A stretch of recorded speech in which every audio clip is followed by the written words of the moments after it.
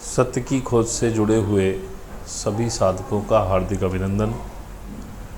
Video शुरू करने से पहले फिर से वही अपील, आपको वीडियो अच्छी लगती हैं तो इसे लाइक कीजिएगा, शेयर कीजिएगा, चैनल को सब्सक्राइब कीजिए और हमारे डिस्क्रिप्शन में हमारा फेसबुक पेज है, इंस्टाग्राम आईडी है, इंस्टाग्राम पे हमें फॉलो कीजिए और फेसबुक पेज पे हमारे फ्रेंड बनिए। आपके कोई भी क्वेश्चन हैं तो आप वहाँ टेलीग्राम आईडी दी हुई है, वहाँ पे आप हमको टेलीग्राम कर सकते हैं, मैसेज कर सकते हैं या ईमेल कर सकते हैं यदि आप हमसे ध्यान सीखना चाहते हैं। तो जैसा कि कोशिश करता हूँ अब कि हर वीक कम से कम आपको 2 से 3 वीडियो दूँ, तो पिछली बार भी कोशिश की, इस बार भी कर रहा हूँ। उसी कोशिश को बढ़ाते हुए ये वीडियो आप तक पहुँचा रहा हूँ। आज मैं ध्यान के ऊपर, जैसा कि वो हमारा मेन सब्जेक्ट है, उसी के ऊपर बोलना चाहता हूँ। तो सबसे पहले अब देखिए, बात वही घुमा फिरा के होती हैं, अलग अलग शब्दों में, अलग अलग तरीके से वही सब कुछ आपको बताया जाता है जो पहले से बताया जा चुका है। लेकिन बार बार बताने का केवल कारण ये है कि आप उस चीज़ को जान पाएँ, उस चीज़ को समझ पाएँ, उस चीज़ को आत्मसात कर लें। तो आज के वीडियो को शुरू करते हैं। तो पहली बात मैं ये कहूँगा कि आपने ये जीवन पाया तो इसका उद्देश्य क्या है। अगर आप देखें, जैसा कि मैंने पिछले अपने पॉडकास्ट में भी यही कहा था, आप पैदा हुए, आप बड़े हुए, आपकी शादी होगी, आपके माँ बाप ने आपको बड़ा किया, पाला पोसा, आपकी शादी हुई, आपके बच्चे हुए, इस बीच नौकरी या धंधा जो भी आपने करना था किया, उसके बाद आपके बच्चे हुए, उन्हें आपने पालन पोषण किया। आपके फादर मदर हैं, वो अपने पोते पोतियों के चक्कर में लग गए, वो आए, उन्हें खेलने का कुछ सौदा मिल गया और आप उनके लिए परिश्रम करने लगे। और कुल मिला के जीवन में क्या किया आपने, ज़्यादा से ज़्यादा 1 या 2 मकान बना लिए, कुछ ज़मीन खरीद ली अगर अच्छा आपका काम चल रहा है। नौकरी पेशा वाले हैं, उन्होंने 1 मकान ही बना लिया, बहुत है, बच्चों को अच्छा पढ़ा लिया। कुल मिला के पाया क्या यही सब करने उतरे थे इस धरती पर? क्या यही उद्देश्य था? ये तो अनवरत चलता ही आ रहा है ना, पिछले जन्मों में भी यही किया होगा। उद्देश्य जीवन का जो है, अपनी चेतना के स्तर को उठाना और अपनी चेतना को ब्रह्मांडीय चेतना के बराबर करके इस आवागमन के चक्र से मुक्त हो जाना। अब चेतना तक पहुंचने में भी बड़ा समय लगता है। उससे पहले तो भगवान है, परमात्मा है, पहले तो भगवान में आसक्ति होनी, उसको पाने की कामना करना। और यदि सही गुरु उस समय मिल गया या तुम्हें ईश्वर ने सही गाइडेंस दे दी, तो वो भगवान तुम्हें परमात्मा के कॉन्सेप्ट तक लाता है। फिर आगे बढ़ते हो तो तुम्हें कोई अच्छा गुरु मिल जाए तो समझ में आता है कि मैं ही तो हूँ, मैं ही तो वो परमात्मा हूँ। अब इस जीवन में उतरे, आप जीवन जी भी रहे हो और परमात्मा की खोज ही नहीं की, सत्य की खोज ही नहीं की। सत्य की खोज भी परमात्मा की खोज है, क्योंकि सत्य ही परमात्मा है। जब आप सत्य को खोजने निकलोगे, आप परमात्मा तक पहुंच ही जाओगे। मैं तो कहता हूं, वो लोग बड़े धन्य हैं जिनमें एक प्यास उठी परमात्मा को जानने की, निकले खोज में। वही लोग तो देख रहे हैं ये वीडियोस। अब ठीक है, किसी का आज मन हुआ कि मैं ध्यान सीखने लगूं, किसी को आज समझ में आया, किसी को हो सकता है 1 साल बाद समझ में आए, किसी को हो सकता है 5 साल बाद समझ में आए, 10 साल बाद समझ में आए, लेकिन वो निकला तो सही। मन में तरंगे तो उठी परमात्मा को जानने की, उसे समझने की, उस तक पहुंचने की। यही बहुत बड़ी चीज़ है। यहीं से शुरुआत हो गई आपके आगे बढ़ने की। सिर्फ एक तरंग उठी कि हमें परमात्मा को जानना है। अब आप देखिए, जो भी मेरे साथ ग्रुप में जुड़े हुए हैं या जो यूट्यूब से जुड़े हुए हैं, कितने उपद्रव मुझे करने पड़ते हैं कि आपको कुछ सिखा पाऊँ, आपको कुछ समझा पाऊँ। अपना समय भी निकालता हूँ, वीडियोस भी बनाता हूँ। बहुत से पूरी वीडियो सुनते भी नहीं, चले जाते। मैं हर हफ्ते हमारी एक मीट होती है ग्रुप की। उस ग्रुप मीट में भी क्या होता है, मैं देखता हूँ अक्सर दो तीन लोग सोए हुए होते हैं लास्ट में। पहले मैं नहीं देखता था, अब मैंने देखना शुरू किया। सो जाते हैं बाद में। अरे मैं मेहनत कर रहा हूँ, मैं तुम्हारे साथ बैठा हूँ, सबसे बड़ी बात तो ये तुम्हें कहीं जाना आना नहीं पड़ रहा। अब समझ में आता है कि ये लोगों ने जो ये आश्रम का खेल करना शुरू किया होगा, पहले से चलता आ रहा है, ये बुद्ध के ज़माने से। उस समय चैत्य होते थे, विहार होते थे। चैत्यों का सिस्टम शायद शुरू ही इसलिए किया होगा। अब तुम एक चार दीवारी में बंद गए, सामने कोई बोल रहा है तो तुमको सुनना ही पड़ेगा। और अब ऊँग हो या कुछ भी करो, कम से कम वहाँ तो बैठे हो, ये शर्म भी रहती है, सामने बैठे हैं भाई, हम सोएंगे तो दिख जाएंगे। और जो ये अगुरु फैले हुए हैं, जो दुनिया भर की कहानियां सिखा रहे हैं तुमको, या कह दें जो कथावाचक हैं, तो देखें पंडाल लगाते हैं बड़ा, घेर के बिठा लिया सबको, वहां जकड़ा के बिठा दिया तुमको। अब वो जितनी देर बोले तब तक आपको सुनना पड़ेगा। और लालच दे दिया प्रसाद का कि बाद में प्रसाद लेके जाना। प्रसाद बड़ी चीज है। बैठे हुए हैं लोग, प्रसाद मिलेगा। अब प्रसाद तो जब मिले जब पंडित जी बोलना बंद करें। अब वो जो भी बोल रहे आपको सुनना ही पड़ेगा। वो जब तक आरती की घंटी नहीं बजाएंगे तब तक भोग नहीं लगेगा, और भोग नहीं लगेगा तो प्रसाद नहीं मिलेगा। तो ये व्यवस्था ही इसलिए बनाई गई होगी कि कम से कम कोई उनकी बकवास पूरी सुन ले, और बाद में मैक्सिमम जो लालच है वो उस दो लड्डुओं का। ओशो बताया करते थे, अब तो डोंगरे जी नहीं रहे, हमने नाम सुना था, हमारी दादी डोंगरे जी की कथा सुनने जाया करती थी। तो डोंगरे जी ने ये लड्डू देने का फैशन चलाया था। तो औरतें आखिरी तक बैठी रहती थी कि लड्डू मिलेंगे, और होना जाना उसमें कुछ नहीं था, बस यही है कि भाई ये लड्डू रोक के रखते हैं पब्लिक को। अब समझो कि एक कथावाचक कथा कर रहा है, पब्लिक उठ के जाने लगे तो क्या कथा करेगा। अब आए हैं 500 लोग तो 500 तक रुकने चाहिए। अब मेरे यहाँ बड़ा सिंपल सिस्टम है, आप अपने घर से लॉगिन हो जाइए, मीट ज्वाइन कर लीजिए। कैमरा में खुलवाता नहीं, तो अब आप लेटे हैं कि बैठे हैं, मैं तो बैठ के अपना जो भी बता रहा हूँ, कह रहा हूँ, सुन रहा हूँ। मैं ही बोल रहा हूँ, दूसरे तो सुन ही रहे हैं, या जिसके प्रश्न होते हैं वो बोलता है। कई बार तो प्रश्न वाले प्रश्न के लिए हाथ उठा के लंबा समय हो जाए तो सो जाते हैं, आवाज़ नहीं आती उनकी। अब आप लेटे हैं, आपकी लग गई झपकी, अब भाई साहब बोल रहे हैं, जब तक बोले हैं वो ज़रूरी थोड़ी हमारा नाम ही ले लें। पता चला आधा घंटे झपकी मार ली, एकदम उठे, अरे अरे मीट चल रही है। ऐसा भी होता होगा जो पकड़े नहीं जाते। पीछे मैं बहुत लोगों का नाम बीच में ले लिया करता था, कई बार पकड़े भी थे ऐसे लोग। लेकिन इसके बाद भी एफर्ट मेरा है आपको सिखाने का, आपको सीखने का एफर्ट नहीं है। कुछ ही लोग हैं जो बड़े ध्यान से सुनते हैं,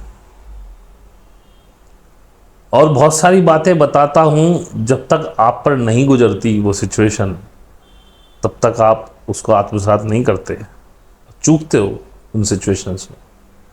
तो बाद में याद आती है, अरे यार ये तो बताया था, अभी ऐसा हुआ एक साधक के साथ। तो मैंने कहा भाई मैंने तो बताया था तुमको ये पहले ही, तुम कहाँ फंस गए, इसका तो ज्ञान है। बोले भाई उस समय याद नहीं रहा जी, बाद में पता चला, थोड़ा सा लगा कि कहीं गलती हो रही है। तो उसी लिए शायद ये आश्रमों का, ये पंडालों का सिस्टम चला होगा, मुझे तो ऐसा ही लगता है। हालांकि जब से ये चल रहा है तब यूट्यूब वगैरह तो थे नहीं, तो किसी को ऐसी कहानी नहीं रही होगी कि भाई कोई भाग जाते हो या क्या, मैं नहीं कह सकता, ये तो मेरा अपना आकलन है। मैं उपद्रव दुनिया भर के कर रहा हूँ, लेकिन तुम्हें कुछ समझ में नहीं आ रहा, तुम्हें कुछ सुनना नहीं। और एक बात है कि जब कोई आपको सत्य समझाने की कोशिश कर रहा होता है तो उसके लिए कहानियां गढ़ लेता है, क्योंकि कहानियों से आप कनेक्ट हो जाते हो। कहानियां अक्सर झूठी होती हैं,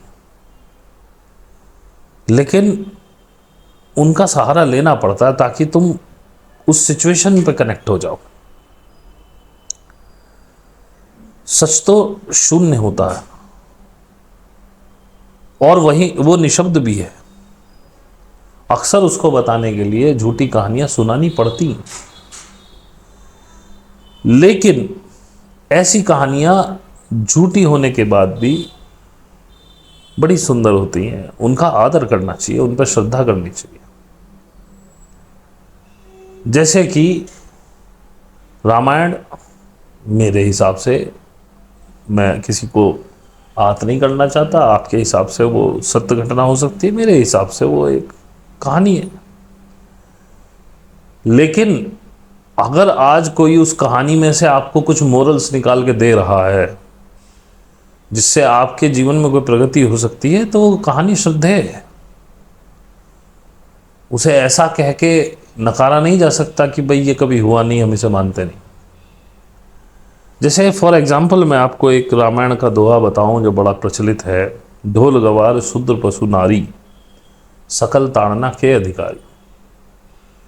जिस समय तुलसीदास ने यह दोहा लिखा था, उस समय पुरुष प्रधान समाज में नारी की क्या स्थिति थी, अगर उसका आकलन करें तो तुलसीदास ने यह सब सोचकर नहीं लिखा था कि इसका क्या इंटरप्रिटेशन किया जाएगा बाद में। उसने बिल्कुल एज इट इज ही लिख दिया था। नारी की वही स्थिति थी, गवारों की वही स्थिति थी, शूद्रों की वही स्थिति थी उस काल में। ब्राह्मणों के हाथ में सत्ता थी, उनकी तूती बोल रही थी। शूद्रों को सामने से गुजरने की भी इजाजत नहीं थी। उनको कितना धिक्कार सहना पड़ता था। हर चीज में उनको पता नहीं क्या क्या बोला जाता था। छुआछूत बहुत थी।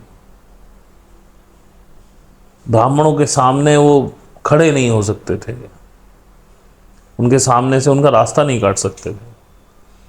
अबोध बालक भी शूद्र का नहीं निकल सकता। ये स्थिति थी। स्त्री की क्या स्थिति थी। तो आज ये बड़े बड़े कथावाचक, संत तो नहीं कह सकते, कोई गेरुआ वस्त्र पहन के संत नहीं होता। कथावाचक यदि उसका कोई अन्य अच्छा मीनिंग बता रहा है तो उस पर श्रद्धा करनी चाहिए। तुलसीदास ने किसी भी मनस्थिति से लिखा, उसने तो सच्ची बात लिख दी। टोल गवार शूद्र पशु नारी, सकल ताड़न के अधिकारी। उसकी स्थिति उस समय समाज की यही थी। आज की समाज की स्थिति से मत जोड़ो उसको। उसने वही लिखा जो समाज में हो रहा था उस समय, और उसका वही मतलब है जो उसने लिखा है। इसमें कुछ इफ एंड बट नहीं है। लेकिन यदि आज मैं देखता हूँ कई महात्मा उसको लगाते हैं कि जी औरत सुरक्षा की दृष्टि से ये वो दुनिया भर की जो भी बात है, लेकिन अगर वो अच्छा उसका मतलब निकाल दे रहा तो उसे मान लो और फिर उस दोहे पे श्रद्धा भी करो, कोई बड़ी बात नहीं है। तो ये एग्जाम्पल है इस तरह का। अनेक बहुत सारी कहानियां हुई हैं, ऐसी अनेक कहानियां बनाई गई। महाभारत पूरी की पूरी कथा कहानी है, लेकिन अगर उसमें गीता जैसा ग्रंथ निकलता है तो क्या बुराई है उस पर श्रद्धा करने में। गीता श्रद्धेय है, लेकिन प्रॉब्लम एक है। फॉर एग्जाम्पल मैं बताऊं, आपको भूख लगी है, आपको खाना बनाना नहीं आता, कोई बनाने वाला भी नहीं, तो आप रेसिपी बुक ले आए। रेसिपी बुक आपको बताती है आपको अमुक चीज़ बनानी है, इसमें इतनी हल्दी, इतनी खटाई, इतनी ये चीज़, जीरा वीरा डलेगा, और ये सब्जियां ऐसे काट लो, पहले कढ़ाई चढ़ा दो, फिर उसमें तेल गरम करने रख दो, ये सब XYZ वो आपको पूरा रेसिपी बुक देती। लेकिन एक बात बताओ, रेसिपी बुक पढ़ने से क्या कभी खाना बन जाएगा? रेसिपी बुक याद कंठस्थ करने से भी, आपको पता हो भाई आलू गोभी कैसे बननी है, बोले हाँ मैंने पढ़ा था ऐसे ऐसे ऐसे ऐसे, इतनी मात्रा में ये, इतनी मात्रा में वो, आपको कंठस्थ है, तो क्या आलू गोभी बन जाएगी? भाई उसके लिए आपको पराक्रम करना पड़ेगा, कुछ उद्योग करना पड़ेगा, आपको पहले वो सारी चीजें इकट्ठी करनी पड़ेंगी, फिर जैसे जैसे क्या वो उसमें कर्म करना पड़ेगा।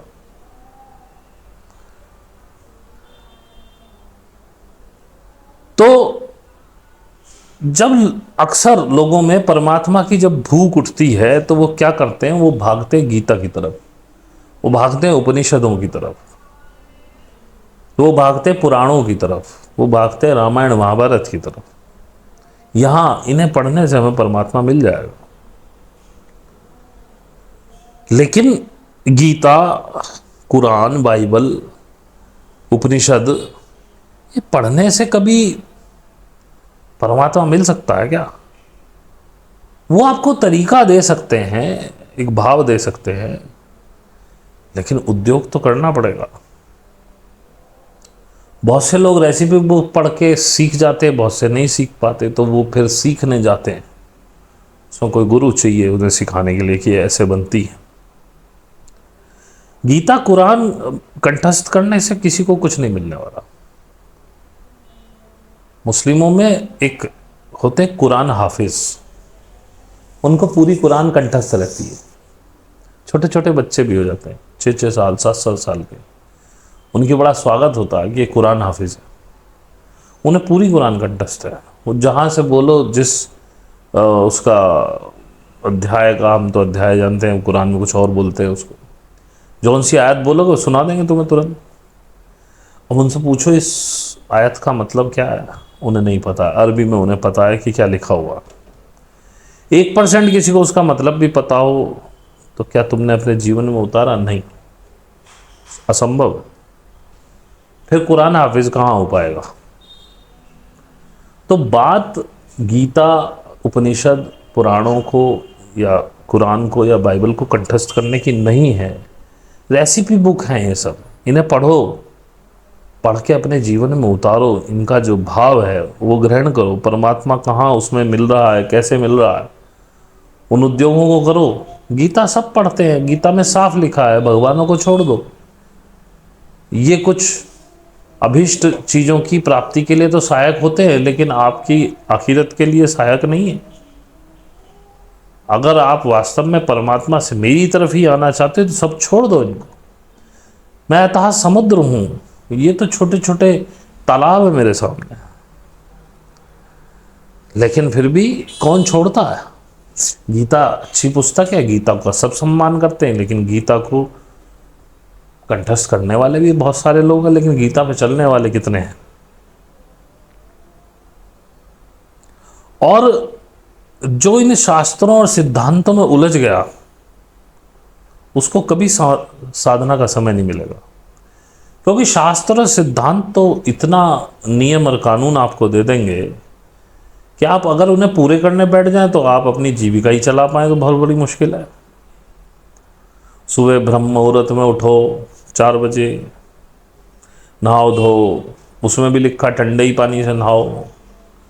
अब भाई कश्मीर जैसी जगह में कौन ठंडे पानी से नहाए? वो लोग कई बार 4-4 दिन नहाते भी नहीं, आवश्यकता भी नहीं, पसीना आता नहीं, बदबू होती नहीं। उसके बाद जी ऐसे करो वैसे करो, सूरज को जल दो, भगवान को नहवाओ, फिर उनका भोग लगाओ, ये करो वो करो, तिलक की अलग प्रक्रिया है, दुनिया भर के न्यास हैं। न्यास के बाद फिर आप पढ़ो जो चीज़ पढ़नी है, फिर ऐसे करो, इतना खेल है। वही जिसे मैं झुंझुना बताता हूँ, वो उसे ही बजाते रहोगे। खैर, जिनको मिल रहा है उसमें कुछ तो अच्छी बात है, मुझे तो मिला नहीं, तो ये तो मेरे नितांत निजी विचार है। मैं हमेशा अपने निजी विचार ही आप लोगों को बताता हूँ। तो इन सिद्धांतों और शास्त्रों में उलझने वाले को कभी ना परमात्मा मिला ना कभी मिलेगा, क्योंकि इनकी अपनी व्यवस्थाएं इतनी क्लिष्ट हैं। उसके बाद आपको समय कहाँ मिलेगा? कहाँ आप ध्यान तक पहुंच पाओगे? कहाँ सोच पाओगे कि ध्यान भी कोई चीज है? इन विकल्पों को छोड़ना पड़ेगा। ध्यान निर्विकल्प है, जहां ऐसा कोई विकल्प ही ना हो जिसमें आप उलझ सको। और क्रिया योग में एक टर्म प्रचलित है, निर्विकल्प समाधि। अब कोई विकल्प ही नहीं बचा आपके पास, शून्य हो गए हो आप। अब कौन पूजा पाठ, कहां नहाना धोना, कुछ भी नहीं पता, बस ध्यान में मग्न हो। ये सब विकल्प ही तो हैं। कृष्ण, राम, अल्लाह, क्राइस्ट, गॉड, अलग अलग इनको साधने के अलग अलग तरीके, अलग अलग सब धर्मों के अलग अलग नियम कानून। क्या है ये सारे विकल्प हैं। विकल्प में उलझोगे तो कहां ध्यान घटेगा? निर्विकल्प हो जाओगे तो ही ध्यान घटेगा।